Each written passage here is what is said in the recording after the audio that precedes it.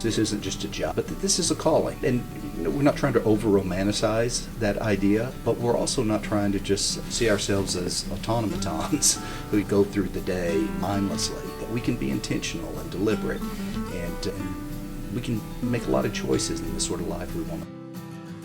The Texas Hill Country is one of the most beautiful places on earth. In this podcast, recent Hill Country resident Tom Fox visits with the people and organizations that make this one of the most unique areas of Texas.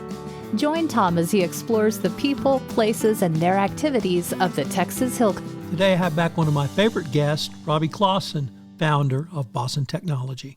Key guest today, Robbie Closson of Bausen Technologies, is going to join us to talk about what he's been up to the last year and a half or so, about the company, the business scene in Kerrville, and whatever else we pontificate on. Robbie, first of all, welcome back. Thank you. Yeah, I didn't realize it'd been a year and a half. It's almost been that long. Wow. Yeah, time flies when you're doing nothing but working. Remind the audience, what do you do? We're a computer and smartphone repair company. We do virus removals, hardware upgrades on computers, screen replacements, battery replacements. If you just have general tech problems, we can probably help you with it. So you're a Kerrville native, correct? Actually, I moved here in '98 with my mom, originally from Southern California. So how old were you when you moved here? 10. So it's been a couple of years since then. Close enough. When did you start Bausen? 2013, actually. We just had our 10-year anniversary in January. Wow. How long have you been in this location on the junction? We moved here actually right as COVID kicked off, 2020, and then we've been here for the past, in January it'll be 3 years, so at least 2.5. So was this your first storefront property? No, we did have another place at 1162 Sidney Baker South, one of the strip mall kind of areas. It was a little 500 square foot office. And then before that, we actually rented the back half of the Restoring Images barber shop. And so we had a small kind of little office cubicle back there that we were repairing screens and virus removals and stuff out of. But in the past year, you've expanded this location. We did. We actually previously had just rented the back half of the other office adjacent to us, and then we recently took over the front half of it as well. The parking here's a little tight, so instead of having to fight with a neighbor about who's parking, we might as well just rent out the space next to us and then not have to worry about it. I'm really intrigued by the business scene here in obviously Kerrville, but really the Hill Country area for your type of business. Have you seen it grow for you guys? Honestly, I think last year we did about the same gross-wise, but net we did a little bit better. So it's like we optimized what we were already doing. This year I'm not as optimistic just because the economic scene as a whole kind of seems to be going down. Americans are having higher and higher credit card debt loads. That's not really conducive to most people expanding. But luckily, this past year, or at the start of this year, we started trying to get more business contracts with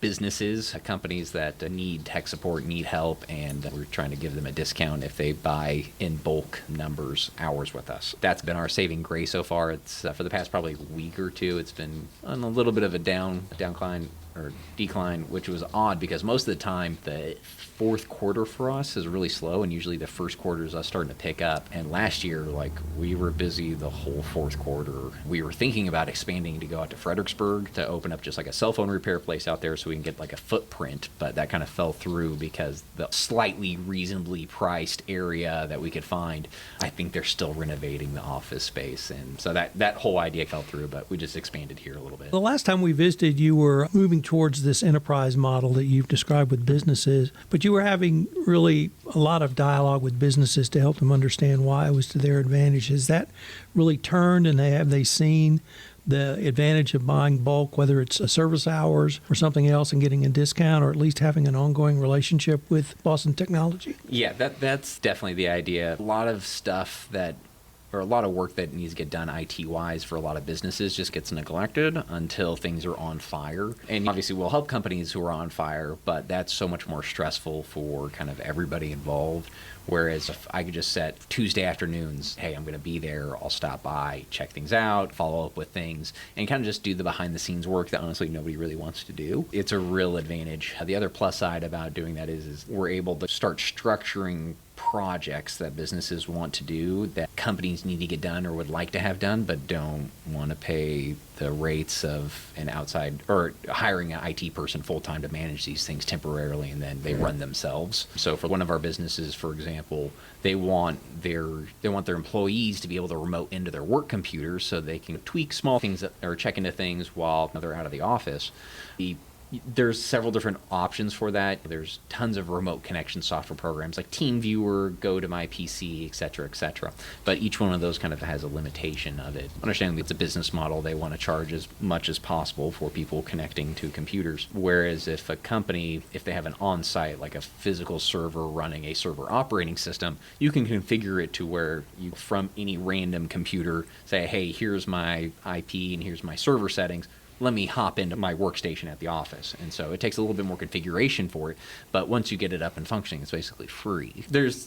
We've been able to basically phrase it to people where it's like, it makes sense. There are these things that need to get done. I know nobody really wants to do that. Nobody sees an advantage to spending more money than you were already spending. But it is one of those things, as a company, I want us to move away from more just people expecting us to be on call and ready for whatever their problem is at the drop of a hat. Because I've realized after getting the contracts that we do have, I've basically been an on-call part-time employee for 100+ places, and that doesn't really work for me anymore. Once again, I'm happy to work with people in whatever capacity we can for them, but the idea of people, businesses having an issue and they're like, I need you to get over here immediately. I'm like, turns out I already have my Tuesday afternoon appointment, and they take precedence. So I'll get to you as soon as I can, but you're not going to push somebody else out of the way that's already paying us on a monthly basis. So do you think businesses really also understand I don't want to say maybe investment's the right word, but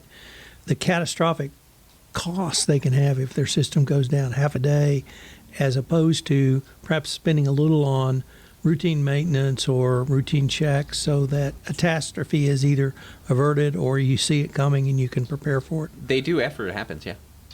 For sure. But yeah, trying to prepare people for something that hasn't happened yet is sometimes you're just preaching the wrong choir. Most people understand like a lot of the real basic stuff. Okay, make sure your stuff has an antivirus system, make sure your stuff is up to date, those kind of things. So that always makes sense. Trying to sell people on off-site backups, more proactive work is not necessarily always in people's wheelhouses, especially when it's one of those things where, we haven't had a problem up to this point. Why would we have a problem going forward? You say that. Yeah. But yeah, and then as soon as something happens, hey, could we maybe do something about this whole system to make sure this doesn't happen again? It's like, yeah, for sure. But yeah, selling people on the potential woes of the internet is always a hard case. How about data security or data protection issues? Are you having any conversations with businesses about some of the strategies all the way from employee training to two-factor authentication or really anything in between to get some basic protections in place? Oh, yeah. That's one of the major onboarding things that we do with the customers that we do have with their contract stuff is sit down, take a look, see what all they have, and see the areas that they need to buff up. Because there was one of our customers that, they just didn't have two-factor enabled on one of their accounts, and somebody got into it, and of course all the problems that goes along with.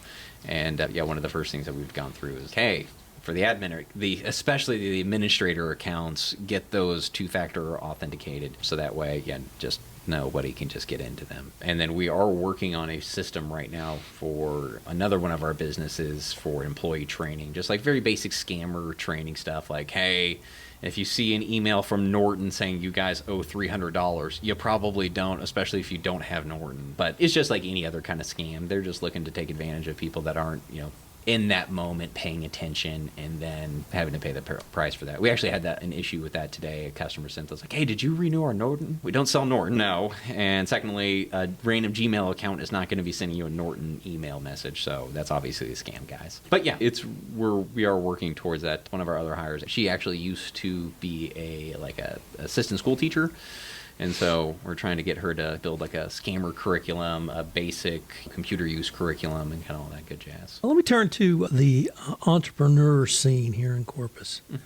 And how would you assess whether, or I was going to ask you how you've seen it grow, but maybe you haven't seen it grow, but how would you assess it for you over the past 5 years and then maybe expand it out to maybe support, or do you guys get together? Or What's that like? From what I've seen, and really what my experience and interaction comes from, is just whatever the Chamber of Commerce is doing. And I've seen it on the upswing. The biggest group, or not the biggest group, but the group that I like going to is the young business professionals. They have meetings once a month, and it's just people under the age of 45-ish, because young is a relative term here in Kerrville. People below that age threshold, we meet up once a month, just share businesses. And when I first started going to those, it was like maybe 8-10 people at a time. And now there's probably at least like 15 to 20 people in each meeting. So that's a cool growth. And I think it also goes hand in hand with the more people you meet in Kerrville, the smaller and smaller it becomes. There are a number of people that are out there that are looking to become their own bosses, but man, it is so hard doing it. And it almost seems like it's getting harder. Even as us being like established for about a decade now, the rates that we used to be able to get away with charging, we can't get away with charging that anymore. We had to raise our rates this past year to try to, once again, stay on level with what we were already doing. There's only so much optimization in a business you can do before you're like, look, someone's got to give one way or another. But yeah, no, that's pretty cool. Seeing people out there willing to give it a shot and try their hand at creating a business and then seeing how it goes. So that's cool. The last time we visited, I think you told me there were relatively few businesses like yours in the rural parts of Kerr County, Hill Country. Would you say that's still true? Besides Phone Dogs, we're the only other phone repair place here in town. And then I think since the last time probably I saw you then, I think at least one or two other computer repair places went out of business. There was Computer Clinic out on Junction Highway as you pass Walmart. I think they went out of business, and I think there was maybe one other one that went out too. Even with almost not consolidating businesses, but there's less businesses, yeah, there's still not a lot of tech services. And even there's always a threshold for different level of tech services. We go out and help people with very simple things like hooking up Rokus and Fire Sticks to TVs and networks, and that counts technically for a lot of people out here as IT services. And then, of course, we do the higher-end stuff of managing servers for businesses. So there's also a gradation for the actual technical that's out here, and we're definitely not the be-all, end-all experts on server maintenance and server care, but it is hard to find people out here that even do that work reliably, knowledgeably, and consistently. Another thing that's changed since the last time we visited is they put 5G out to where I live, off Goat Creek, which was a huge deal for me because I spend 6 to 8 hours a day doing podcasting, editing, things like that. So I was wondering, maybe to end up, how would you assess the internet in Kerrville? Is it 5G pretty much throughout town? Are they moving? Is it getting better for the rural areas? What about? In some ways it's getting better. Not to be a plug for T-Mobile, but they do have a 5G internet plan where basically they just give you like a little black box that's like basically just a cell phone inside of this black Wi-Fi router. And there were some people out past Mountain Home that are like way out in the boons. It's like an exotic game ranch. Oh yeah, I've interviewed those guys. Yeah, there's a number of them out there, but they got a couple of those T-Mobile boxes, and man, their whole stuff is running at way faster speeds. Hill Country Telephone Co-op was only getting them like 0.2 megs on DSL because of how far they were out. So on that side, there's some progress. The downside, though, is I have AT&T, and driving through town, sometimes it just falls off and it's like full bars 5G. I'm like, is that technically full bars 5G then? And what are we actually qualifying this as? And I feel like there's some truth in advertising there. Companies shouldn't be able to tell me, hey, you have 5G. And okay, I can't load a website. That's not 5G. But it says it's 5G. Right. With full bars. So in terms of looking at down the road for the rest of this year, are you just going to try to consolidate what you have? You got maybe any new business initiatives or anything you're thinking about doing? Yeah, we did just hire another person who I'm hoping we find a way for her to work out here. But it is a little hard. It is a little hard right now. A couple weeks ago, I was just drowning in very small, just like mom and pop jobs. Okay, go out there, hook up this printer. Hey, go out and do this other thing. And for the past couple of weeks, it's been dipping down. But once again, we didn't have a slowdown during the fourth quarter of last year. So I'm assuming just because the economic outlook might not be as good as it was, 4 or 6 months ago that maybe we're entering a slump. But yeah, kind of just stabilizing, trying to get our process down a little bit better, focusing in on our business customers so that way we can have a better rapport with the people that honestly need more help long-term wise than just a one-off here, one-off there. Obviously, we're happy to help any customer out there, but the skill set required to maintain, manage, and network a business level, or maintain a business level network with all their equipment is a whole separate skill set than just making sure somebody's Roku works at their house. So, Robbie, if someone wanted to get in touch with you or find out more about Bausen Technology, what would be the best way for them to do? I can give our office number a call, which is 830-315-4660. Or honestly, you can just come by the office at 507 Junction Highway. Somebody will always be here, even during the lunch hour. But yeah, that's the best way to get a hold of us. Well, Robbie, thanks again for taking the time to visit with me, and I look forward to continuing this conversation. Yes, sir. A year and a half from now. This is Tom Fox again. Thank you so much for listening to the Texas Hill Country Podcast. The Texas Hill Country Podcast was honored with a Communicators Award. So I wanted to thank all of our listeners for help making this the only award-winning podcast in the Texas Hill Country.